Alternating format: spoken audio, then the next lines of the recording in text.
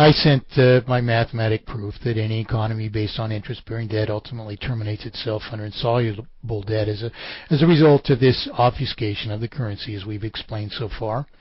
I further explained that as price inflation, I tried to correct them on their terminology.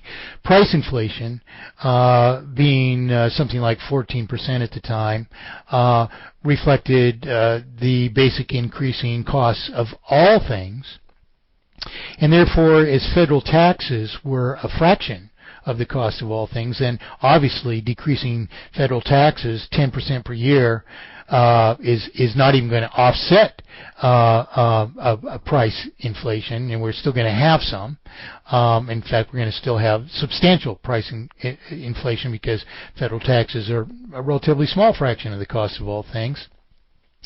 And so evidently my work was escalated to the highest echelons of the Reagan administration. And there was occasional correspondence for, practically a year anyway, and then that ceased, and I saw that Reagan wasn't doing as I explained he had to do, and I figured that was it. And about 2 years into the first Reagan administration, as it was obvious, in the papers that he was wrong in claiming all the things that he was. Indeed, federal deficits were greater than ever. Price inflation wasn't solved. And after all, how many times can you reduce federal taxes 10% and you're out of ammunition? And doesn't that tell you that the fact that you would run out of ammunition, doesn't that tell you that the cause is something else, which is, as I had explained to them at that time, inherent irreversible multiplication of artificial indebtedness, which forces industry to increase its prices in order to maintain margins of solubility. And of course, failing that, they're either expatriated to usually to more affordable labor markets, or they fail. So anyway, suddenly 2 years into his first term in office, I suddenly got a telephone call, and they were very concerned. The people that I talked to were very concerned that I was absolutely correct on every count. So we had a involved discussion in which, in the course of this discussion, they asked me if I thought it was possible to actually calculate the maximum possible lifespan of any purported economy based on interest-bearing debt. And I said, well, absolutely. I said, and I actually, off the top of my head, prescribed the process by which you would do so. In other words, I said that you would just reiteratively calculate the periodic interest on your debt, reborrow the principal as new debt equal to the old former sum of debt, and reborrow the principal or interest that you're paying out of circulation as new debt above the former sum of debt. And so in the subsequent period, you would have a debt that was increased so much as periodic interest, and of course in that subsequent period you would be paying a likely similar rate of interest on a higher rate of debt. So the next period the debt would increase at a greater rate of a greater sum of interest on a greater sum of debt. And so the escalation of artificial indebtedness would actually proceed at an ever escalating rate of ever greater increments of periodic interest on an ever greater sum of debt until at the end of the system you collapse very suddenly. I said there would be ways of keeping the system artificially alive after that, but the way that you would do that, each of the ways that you can do that actually itself has a finite lifespan.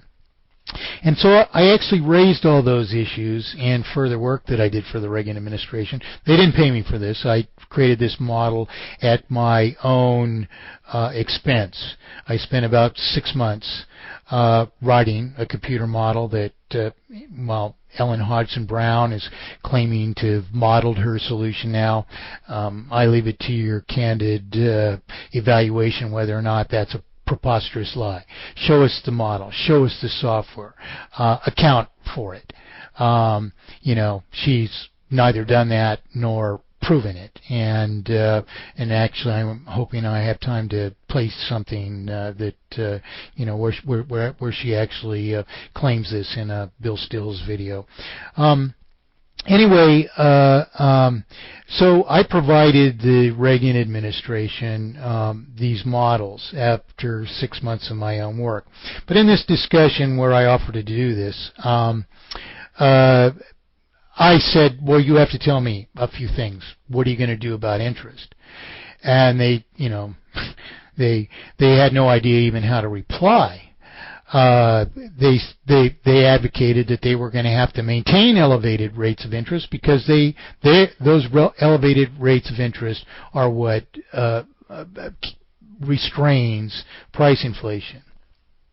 Well, my paperwork had already explained this to them, but I had to explain it again because people don't really listen. In 1979, when he first announced that he was running for president, I had published a paper, Interest is Usury. And one of the things that, the main purpose of this article was that it's a mathematic proof that there's no such thing as a distinguishing definition between interest and usury.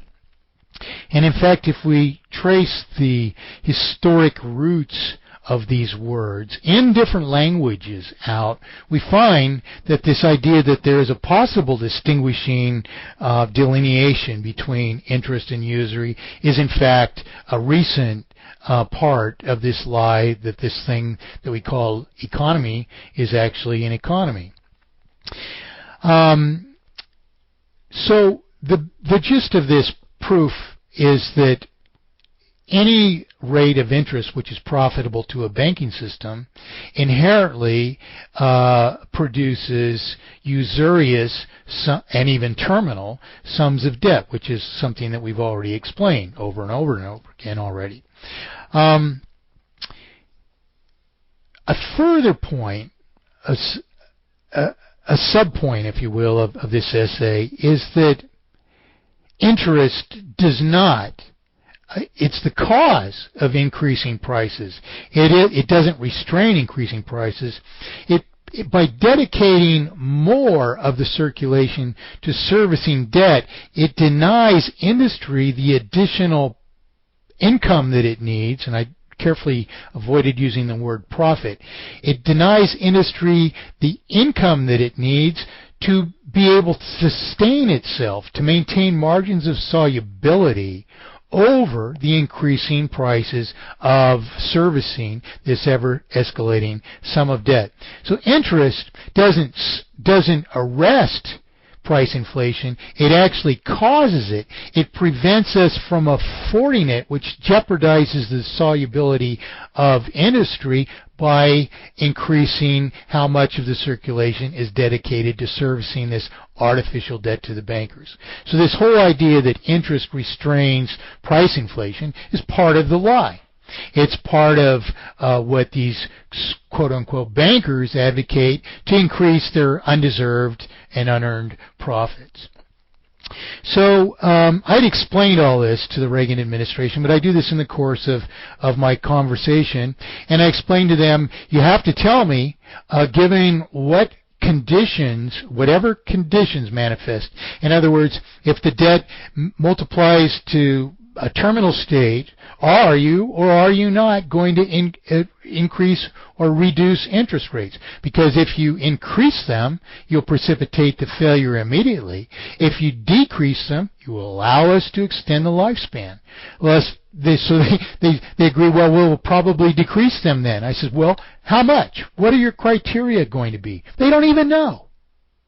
They didn't even have an answer for me.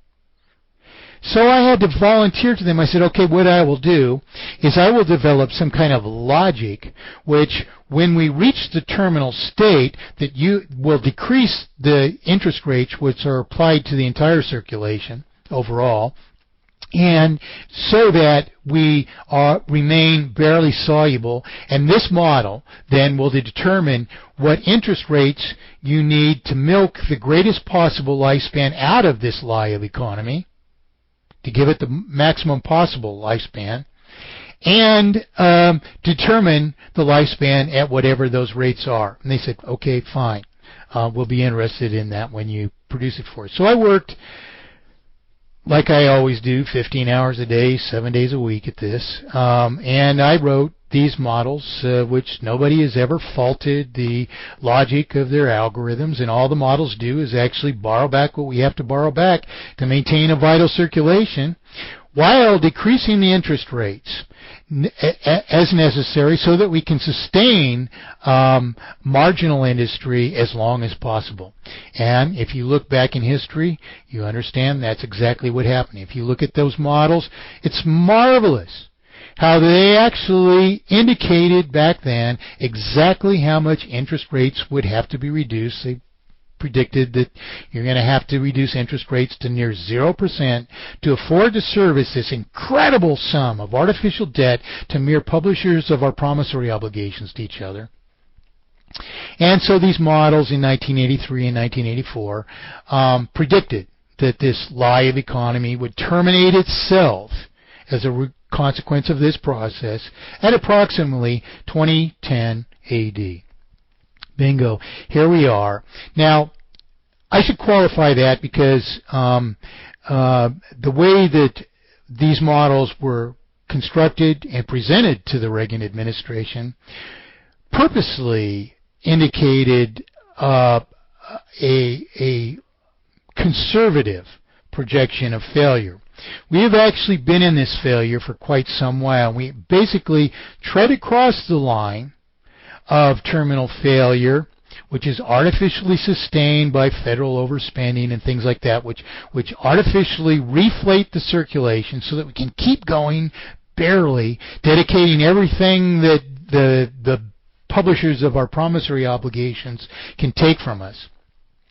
So we can keep going against this debt and reduce the interest rate so we can barely afford to, sustain ourselves a little longer, and then we go into failure and we reduce them again and we reduce them again and we reduce them again until, basically you have under the worst conceivable artificial conditions, you basically have a proof that mathematically perfected economy is your only solution or salvation.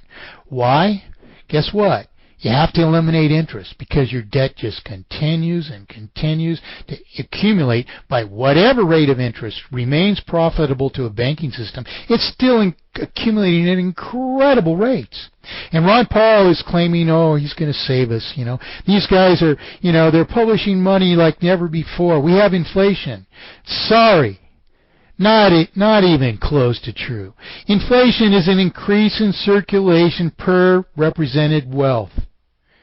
If we had an increase in circulation per represented wealth, which was driving the prices of all these things up and causing all this indebtedness, well, shoot, we'd all be awash in money. Where is it? It's the deflation of the situation. You can't claim circulatory inflation when you're not even accounting for the circulatory deflation, which is occurring as a result of this obfuscation of the currency, which Ron Paul is still advocating.